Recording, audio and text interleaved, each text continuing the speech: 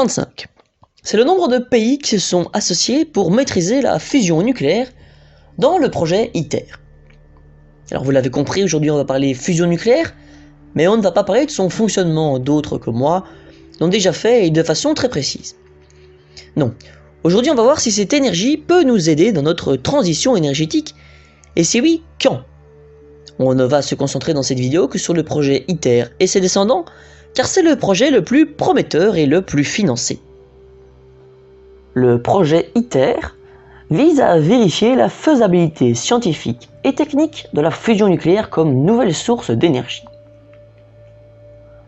En 2001, le projet ITER est planifié selon ses concepteurs pour un début de construction près de Cadarache en France en 2006 pour un achèvement en 2016. Mais vu la complexité technologique d'un tel projet, ITER accumule des retards. Actuellement, la date prévisionnelle du premier plasma est en décembre 2025 et le premier plasma deutérium-tritium est prévu pour 2035. Le coût de construction d'ITER a lui aussi grimpé. Il est passé de 5 à 19 milliards d'euros, auxquels s'ajoutent 5,3 milliards d'euros de coûts d'exploitation sur 20 ans.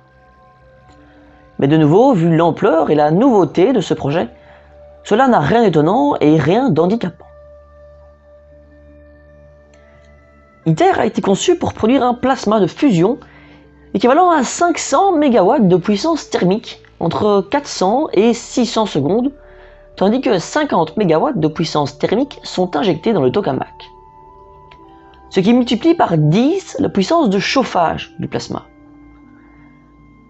La machine vise à démontrer la faisabilité d'une réaction auto-entretenue, ce qui n'a pas encore été réalisé dans un réacteur à fusion.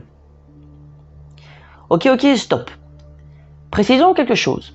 Il faut différencier mégawatts thermique et mégawatts électrique. En effet, il y a des pertes quand on transforme de la chaleur en électricité et inversement. Ainsi, l'usine d'ITER produira environ 500 MW d'énergie thermique. Mais s'il pouvait produire du courant en continu, et s'il était connecté au réseau électrique, cela se traduirait par environ 200 MW d'énergie électrique. Ça représente quoi? Eh bien, pour comparaison, les deux réacteurs nucléaires de Chaux, qui sont parmi les plus puissants de France, ont chacun une puissance thermique de 4270 MW et une puissance électrique de 1500 MW. ITER est donc encore loin d'être une source d'énergie de grande envergure. Surtout qu'en réalité, ITER ne produira jamais d'électricité.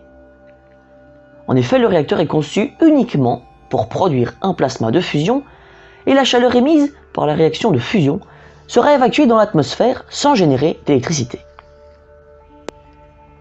Essayez de produire de l'électricité. Voilà la tâche du réacteur DEMO.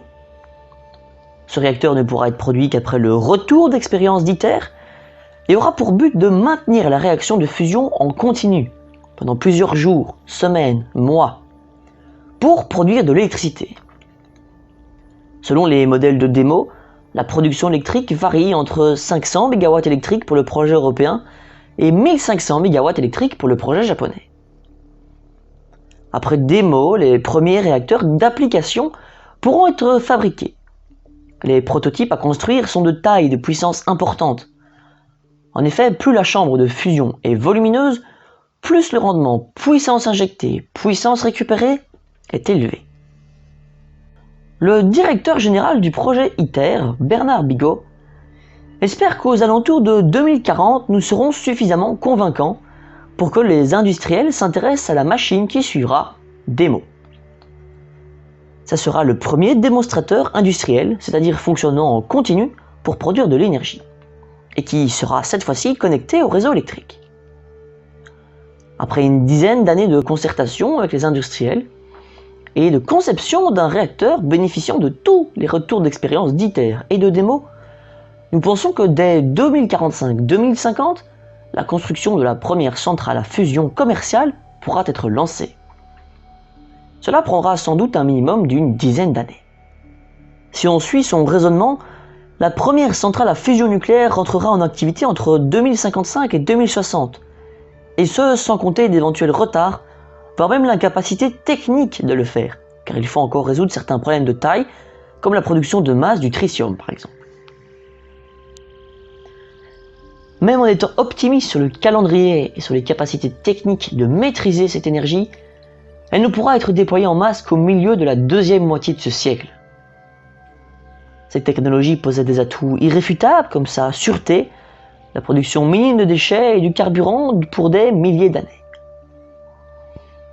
Mais il ne faut pas attendre de la maîtriser pour faire une transition énergétique en Europe, car cela sera trop tard. La fusion nucléaire est l'énergie de l'avenir lointain, très lointain. Pourtant, je ne pense pas qu'il ne faut pas investir dedans, car on a là une incroyable source d'énergie, mais il faut être conscient que cette énergie ne va pas arriver comme une fleur pour régler nos problèmes électriques dans les années à venir. Voilà, j'espère que cette vidéo vous aura éclairé sur l'impossibilité pour cette énergie de nous venir en aide durant cette première moitié de siècle.